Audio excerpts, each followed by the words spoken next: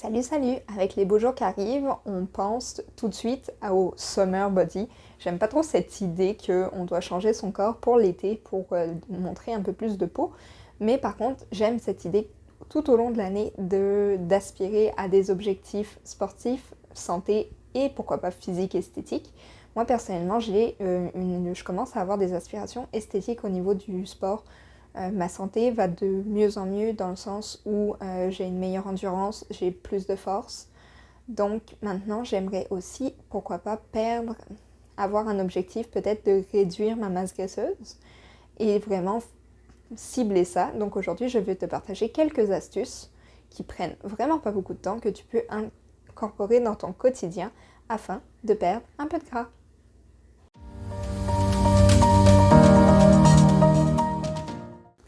Avec ces petits conseils, l'objectif c'est d'éviter l'effet yo-yo, d'éviter de prendre la graisse qu'on va perdre pendant ces prochaines semaines et pourquoi pas incorporer des habitudes durables pour le reste de l'été, de l'année ou pourquoi pas de votre vie.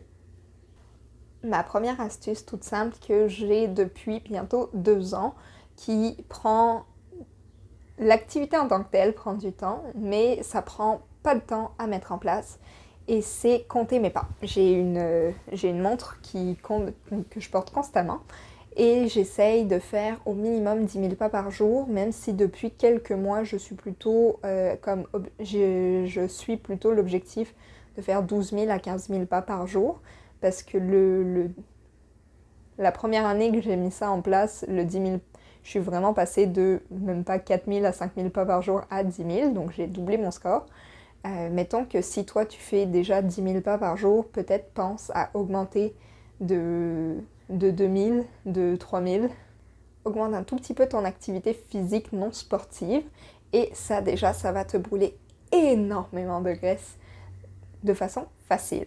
Donc, mettons que tu prends la voiture pour aller au travail, peut-être qu'il faudrait privilégier le transport en commun. Si tu es dans un coin où le transport en commun ne fonctionne pas très bien, essaye de trouver des endroits où tu aimes aller prendre des marches, le parc, au bord d'un lac, pour aller voir tes amis qui habitent pas trop loin de chez toi. Pour aller faire tes courses aussi, gare-toi peut-être plus loin dans le parking, ça te fait déjà un tout petit peu de pas en plus. Si tu prends les transports en commun pour aller au travail, marche un arrêt de bus plus loin ou descends quelques arrêts de bus plus tôt, histoire de faire juste un petit 15 minutes. 15 minutes avant d'aller au travail, 15 minutes sur ton heure de dîner, 15 minutes pour rentrer du travail. Ça, bout à bout, ça te fait quand même pas mal de pas. Moi, personnellement, pour faire 10 000 pas, il me faut à peu près... C'est environ 1 heure, 1 h 15 de marche de mon côté. Mais je suis quelqu'un qui marche quand même assez vite. En fonction du moment dans l'année, notamment quand il neige ici ou qu'il fait -20, c'est pas aussi facile que ce que j'aimerais de faire mes 10 000 pas par jour. Mais quand il fait beau comme ça en ce moment, c'est assez facile d'aller faire un tour de parc de 3. Surtout quand je propose à mes amis d'aller prendre une marche, il y a toujours quelqu'un qui est partant pour aller faire ça avec moi. Et donc c'est l'occasion de voir mes amis en extérieur sans dépenser d'argent et en faisant une activité légère. Une habitude un peu plus dans l'état d'esprit, dans la tête, dans le mindset, ce serait de t'asseoir avec tes émotions.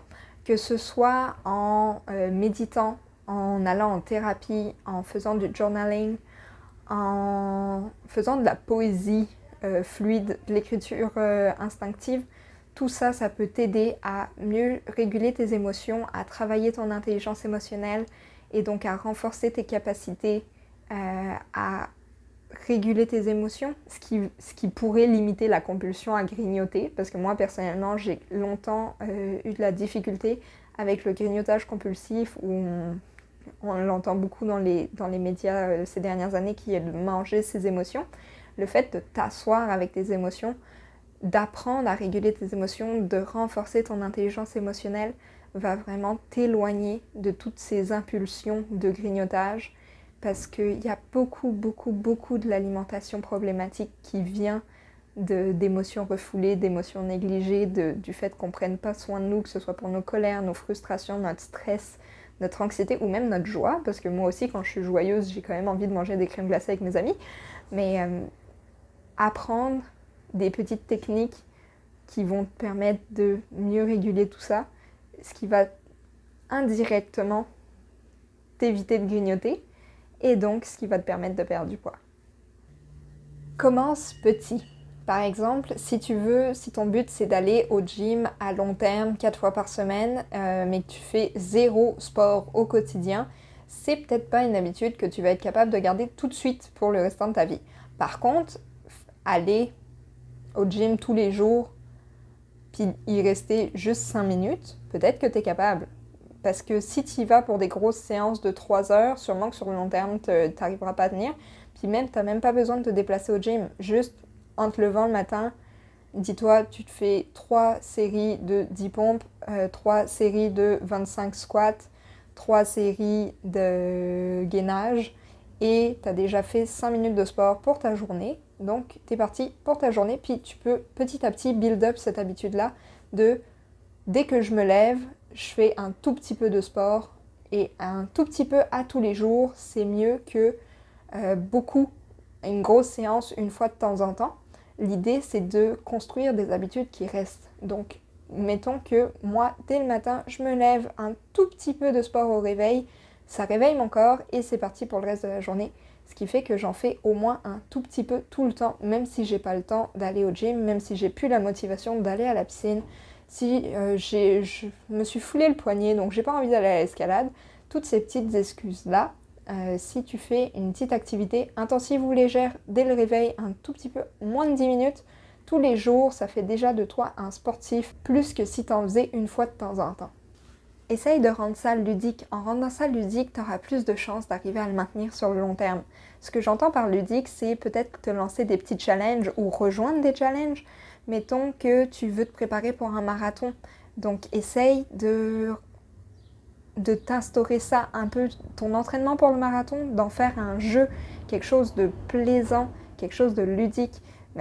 Si ton but c'est de courir 3 fois par semaine pour te préparer à ton marathon, si tu arrives à courir 3 fois par semaine sur 4 semaines de façon consécutive, peut-être te faire une sortie au cinéma, une sortie au resto, un mini voyage, une mini excursion avec des amis, t'incorporer des systèmes de récompense, mais aussi t'incorporer du jeu dans l'acquisition de nouvelles habitudes saines, que ce soit sportives ou alimentaires. Mettons un défi comme 30 jours sans sucre, 30 jours à faire 10 pompes par jour. Te donner des objectifs un petit peu challengeants comme arriver à faire une première traction. Moi par exemple, une pull-up, je suis incapable d'en faire en ce moment. Mais un de mes objectifs serait d'y arriver. Arriver à faire le poirier, à faire un handstand. Moi, cette année, j'ai énormément travaillé là-dessus, puis je commence à être capable de le tenir.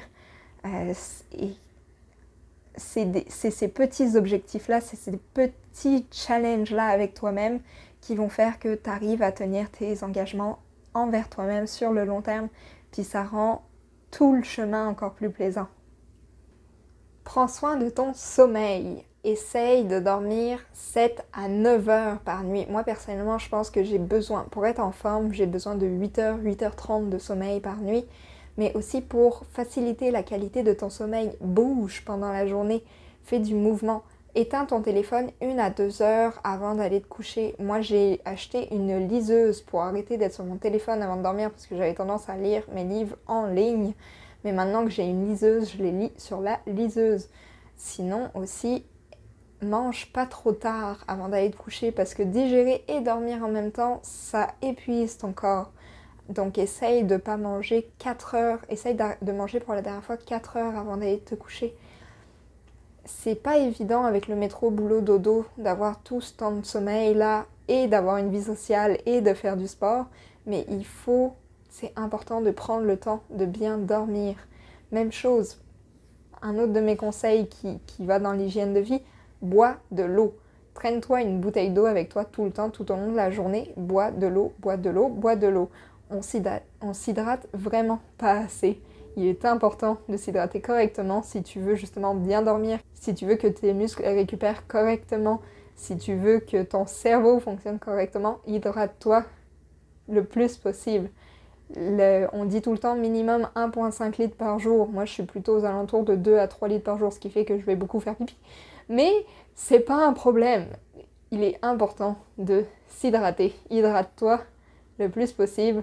achète-toi une bouteille d'eau avec un mousqueton, accroche-la à ton sac, traîne-la partout avec toi, fixe-toi des objectifs pour boire plus que ce que tu bois déjà. Si tu bois déjà bien, félicitations.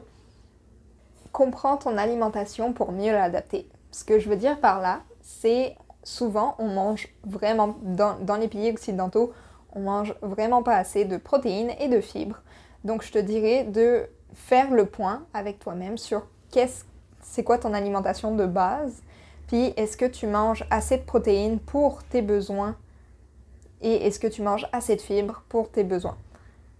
Une façon simple de le calculer, c'est, je crois me souvenir, minimum 0,8 g de protéines par poids de corps, jusqu'à 1,5 je pense.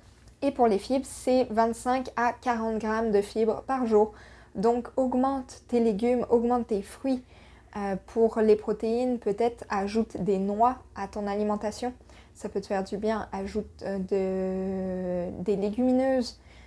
Ça peut aussi booster à la fois tes fibres et tes protéines. Prends le temps de comprendre ton alimentation pour pouvoir mieux l'adapter à tes besoins.